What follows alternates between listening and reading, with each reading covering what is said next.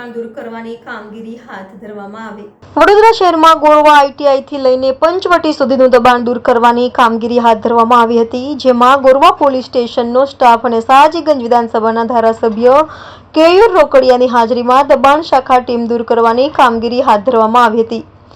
લારી ગલ્લા અને પથાણાવાળાઓને દબાણ દૂર કરવાની કામગીરી હાથ ધરવામાં આવી હતી। 2 દિવસ અગાઉ ચપ્પુના ઘા મારવાનો બનાવ બન્યો હતો, તેથી સ્થાનિકોની રજૂઆત ધારાસભ્ય કેયુર રોકડિયા કર્યા બાદ દબાણ શાખાની ટીમ દ્વારા દબાણ દૂર કરવાની કામગીરી હાથ ધરવામાં આવી હતી। જે પ્રમાણે 2 દિવસ પહેલાં એક લારી ગલ્લા ધારકના પુત્રએ 2 જણને ચપ્પા માર્યા હતા, બીજા લારી ધારકને, અને સોસાયટીમાં પણ આતંક મચાવવાનો પ્રયત્ન કર્યો હતો। ગઈકાલે પણ માથા ફોડવામાં આવ્યા છે। એક લારી ધારકે બીજા લોકોના પથરાથી માથા ફોડ્યા છે।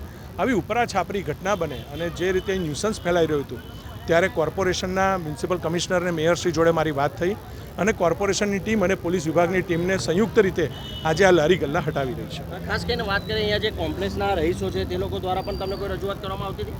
બિલકુલ, અહીંયા જે સિદ્ધાર્થ કોમ્પ્લેક્સ છે એના રહીશો દ્વારા પણ આજે સવારે રાધાકૃષ્ણ સોસાયટીના પણ અમારા સૌ આગેવાનો દ્વારા પણ અમને રજૂઆત કરવામાં આવી હતી, અને એના આધાર પર આજે અહીંયા આ ઓપરેશન કોર્પોરેશનને પોલીસની ટીમ કરી રહી છે।